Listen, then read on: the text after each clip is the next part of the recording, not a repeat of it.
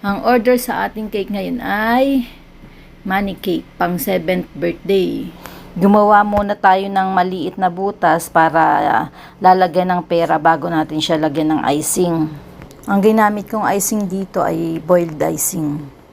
At ang ating gagamitin na pandekorasyon o panlagay sa ibabaw, pang ibabaw ay edible photo paper.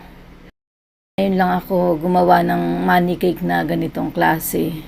Kasi pag money cake, madalas na icing lang yan.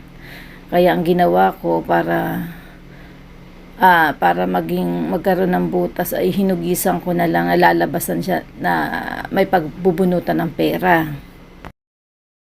Hindi nga ako nahirapan sa paggawa nito kasi kung tutuusin mas madali nga itong ganito dahil konti na lang yung dekorasyon.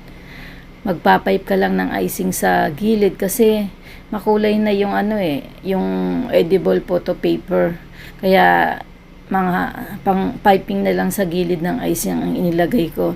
Pag nilagyan ko pa ng kung ano-ano yan, mag-over decoration na yan. Nilagyan ko lang ng sprinkles na candy yung pinaka binutasan ko para hindi halatang may butas.